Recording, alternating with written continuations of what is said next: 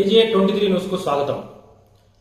నేడు మెదక్ పార్లమెంట్ ఎన్నికలు 2024 ఎలా జరగబోతున్నాయి, అక్కడ గెలుపెవరిది అన్న అంశంపై AJ23 న్యూస్ ద్వారా ఒక చిన్న విశ్లేషణ అందించబోతా ఉన్నాం. నిజానికి తెలంగాణలో జరుగుతున్నటువంటి పార్లమెంట్ ఎన్నికలు బీజేపీ పార్టీ ప్రధానంగా ఛాలెంజ్ గా తీసుకుందని చెప్పుకోవచ్చు. మరోవైపు దేశవ్యాప్తంగా కాంగ్రెస్ పార్టీ చావో రేవో అని భావిస్తున్నటువంటి ఈ ఎన్నికల్లో తెలంగాణ నుండి అత్యధిక సీట్లు గెలుచుకోవాలని ఆ పార్టీ సైతం భావిస్తూ ఉంది.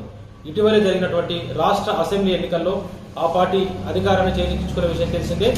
దీంతో పార్లమెంట్ ఎన్నికల్లోనూ సత్తా చాటి అత్యధిక స్థానాలు తెలంగాణ ప్రాంతం నుండి తీసుకోవాలని ఇటువైపు కాంగ్రెస్ పార్టీ చూస్తూ ఉంటే, మరోసారి పార్లమెంటు ఎన్నికల్లో తమ సత్తా చాటి మాక్సిమం వీలైనన్ని సీట్లు దక్కించుకోవాలని బీజేపీ భావిస్తుంది. ఈ తరుణంలోనే గత అసెంబ్లీ ఎన్నికల్లో అనూహ్యంగా ఓటమి పాలైన బీజేపీ ప్రధాన నాయకులందరూ కూడా ఎంపీ అభ్యర్థులుగా బరిలో నిలిచారు. ఈ మేరకు రఘునందన్ రావు మెదక్ బీజేపీ అభ్యర్థిగా బరిలో గెలిస్తే, కరీంనగర్ నుండి బండి సంజయ్, సికింద్రాబాద్ నుండి కిషన్ రెడ్డి, అట్లాగే నిజామాబాద్ నుండి అరవింద్ పోటీ చేస్తున్న పరిస్థితి. మల్కాజ్గిరి నుంచి గజ్వేల్లో ఓటమి పాలైన ఈటెల రాజేందర్ మల్కాజ్గిరి నుంచి బరిలో ఉన్నారు. మొత్తానికి మెదక్ పార్లమెంట్ సైతం రాష్ట్ర రాజకీయాల్లో ప్రధాన కేంద్రంగా మారబోతుంది. ఎందుకంటే ఇక్కడ మెదక్ పార్లమెంటు స్థానం నుండే గజ్వేల్ ఎమ్మెల్యేగా బీఆర్ఎస్ అధినేత మాజీ ముఖ్యమంత్రి కె చంద్రశేఖరరావు ఎమ్మెల్యేగా కొనసాగుతూ ఉన్నారు. అట్లాగే రాష్ట్ర రాజకీయాల్లో ముఖ్యమైనటువంటి మరొక నాయకుడు సిద్దిపేట నుండి వరుసగా విజయాలు అందించుకున్నటువంటి సాధిస్తున్నటువంటి హరీష్ రావు ఇక్కడ ఎమ్మెల్యేగా కొనసాగుతున్నారు. ఇద్దరు కూడా మెదక్ పార్లమెంట్ పరిధిలో ఉన్నారు.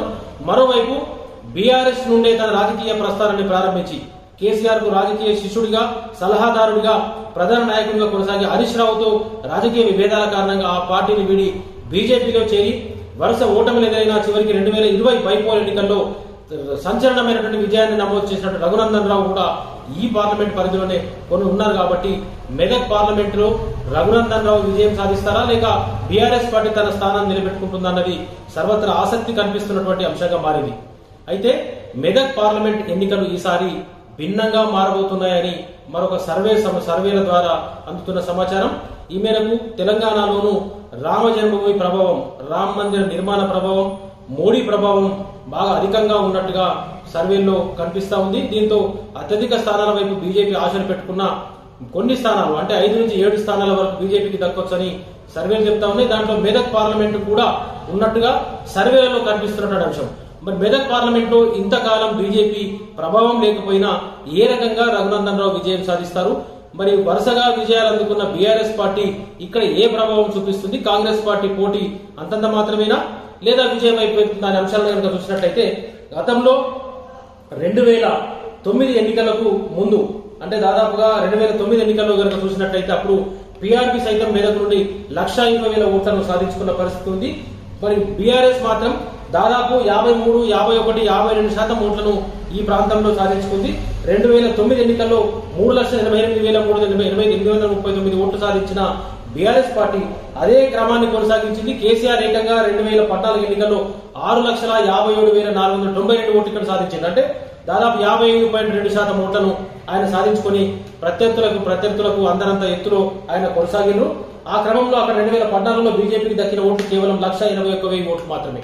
అయితే 2014 బైపోల్ ఎన్నికల్లో కొత్త ప్రభాకర్ రెడ్డిని ఆయన పోటీ చేయించిన క్రమంలో సునీతా లక్ష్మారెడ్డి మాజీ మంత్రి కాంగ్రెస్ నుంచి కొనసాగినారు.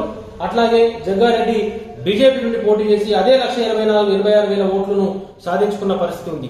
అంటే దాదాపు 1,84,000, 86,000, 85,000 ఓట్లు మాత్రమే బీజేపీ ఓటు బ్యాంక్ ఉంటే దాదాపు 6,57,000 చివరికి 2019 ఎన్నికల్లో 5,96,048 ఓట్లు మరి బీఆర్ఎస్ పార్టీ సాధించుకుంది. అంటే దాదాపు 51% ఓట్లు ఆ పార్టీకి దక్కింది. అయితే ప్రతిసారి మెదక్ పార్లమెంటు పరిధిలో దుబ్బాకతో పాటు గజ్వేల్, తర్వాత సిద్దిపేట, అట్లాగే నర్సాపూర్, మెదక్ ఆ పార్టీ చేతుల్లో ఉండే పరిస్థితి ఉంది.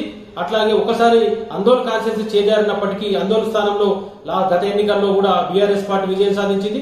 సంగారెడ్డి మీద కూడా ఆ పార్టీ పట్టు ఉండే పటాన్ చెరువులోనూ కూడా వరుసగా బీఆర్ఎస్ విజయం సాధిస్తూ వచ్చింది. అయితే ఈసారి మాత్రం మెదక్ ఆ పార్టీ చేతిలో లేకుండా పోయింది. మెదక్ తర్వాత దుబ్బాక, సిద్దిపేట, గజ్వేల్ బీఆర్ఎస్ పార్టీ విజయం సాధించింది. అట్లాగే సంగారెడ్డి, నర్సాపూర్ కూడా ఆ పార్టీ ఖాతాలోనే చేరింది. పటాన్ చెరువు కూడా ఉంది. ఇక్కడ ఎమ్మెల్యేల ఓట్లు ఆ పార్టీకి లాభం చేకూరుతాయన్న క్రమంలో కనిపించినప్పటికీ అభ్యర్థి దొరకకపోవడం ఇక్కడ ఆసక్తికరమైన అంశం.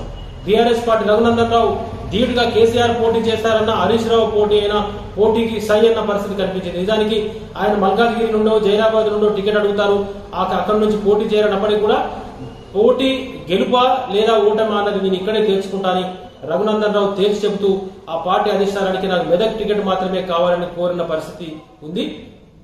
ఈ క్రమంలో కేసీఆర్ అనూహ్యంగా హరీష్ రావు ఇద్దరు కూడా పోటీ నుండి తప్పుకున్నారు.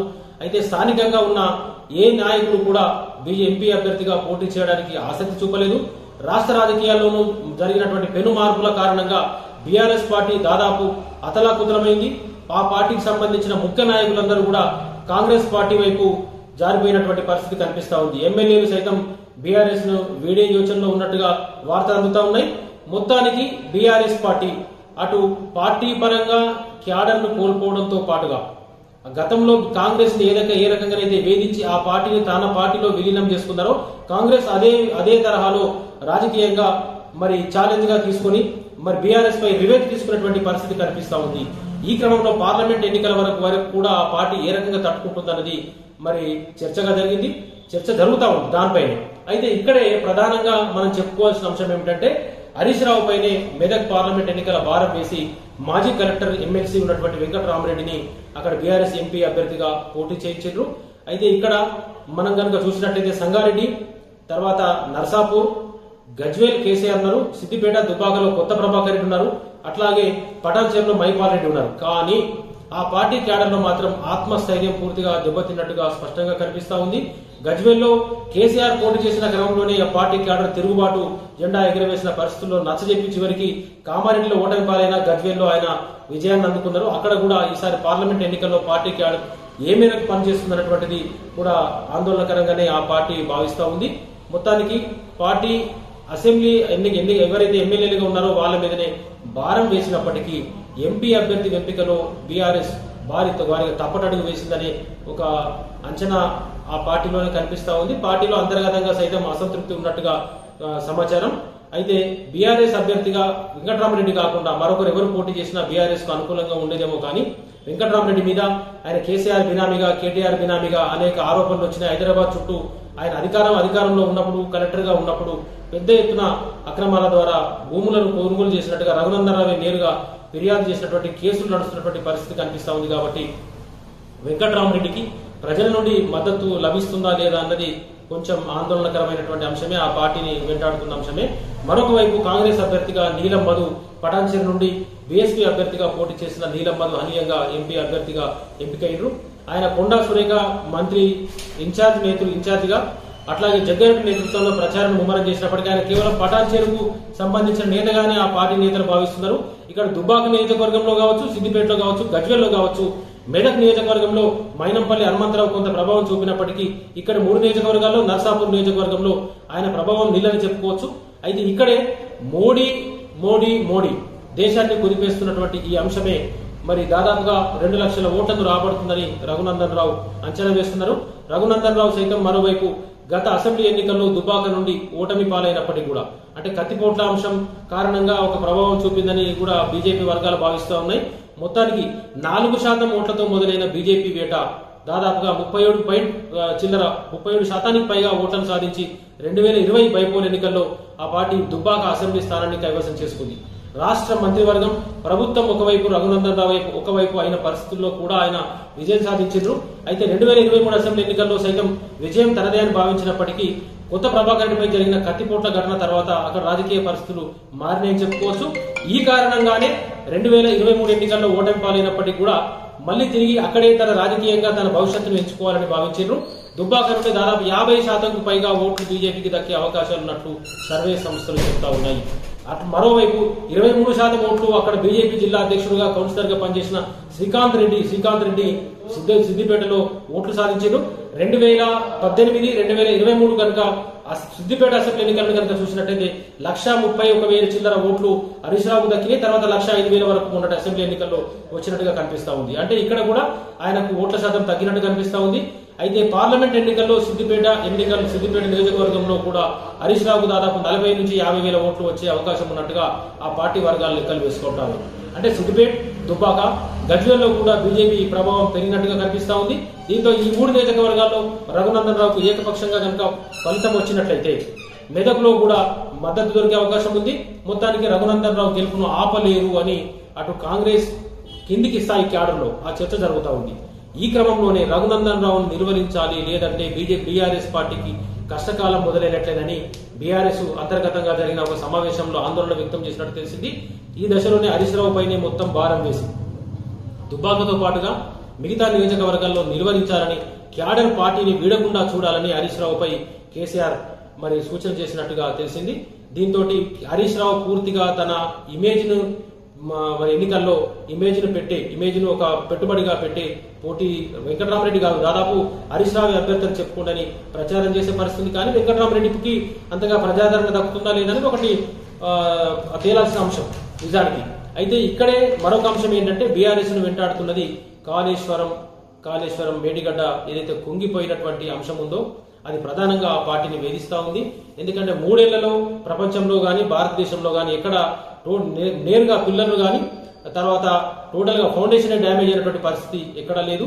అయితే సిద్దిపేట గాని మిగతా గజ్వేల్ ప్రాంతంలో ఆ ప్రాజెక్టు ద్వారానే గతంలో అంతకుముందు అసెంబ్లీ ఎన్నికల్లో కూడా ప్రాజెక్టు నీళ్లు సాగునీళ్ళు అనే అంశంగానే ఓట్లు సాధించారు.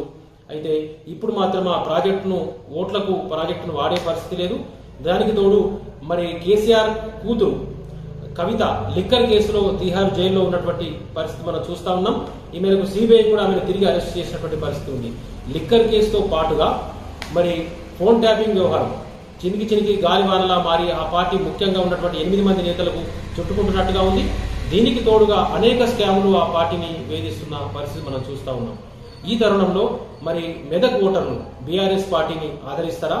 గతంలో అసెంబ్లీ ఎన్నికల్లో వచ్చిన ఓట్లన్నీ బీఆర్ఎస్ పార్టీకి వస్తాయంటే అవన్నీ ఓట్లు దాదాపుగా వచ్చే పరిస్థితి లేదు. క్రాస్ ఓటింగ్ జరుగుతుందని స్పష్టంగా కనిపిస్తా ఉంది. దాదాపు 1,80,000 ఓట్ల నుంచి ఒక 2 లక్షల ఓట్లు 3 లక్షల ఓట్లు కనుక బీజేపీకి పెరిగినట్లయితే ఆటోమేటిక్ గా బీజేపీ ముందంజలో వెళ్లే అవకాశం ఉంది. కాంగ్రెస్ అభ్యర్థి కూడా బలహీనంగా ఉన్నట్టుగా ఆ పార్టీ వర్గాలే చెప్పుకుంటున్న పరిస్థితి కనిపిస్తా ఉంది. అదే కనుక జరిగితే కాంగ్రెస్ నుండి సైతం బీజేపీకి క్రాస్ ఓటింగ్ తప్పదని కాంగ్రెస్ వర్గాలు చెప్తా ఉన్నాయి. మొత్తానికి మెదక్ పార్లమెంట్ హాట్ టాపిక్ గా మారింది. రఘునందన్ నిర్వహించడం బీఆర్ఎస్ పార్టీకి కష్టంగా మారుతున్నట్టుగా స్పష్టంగా కనిపిస్తా ఉంది.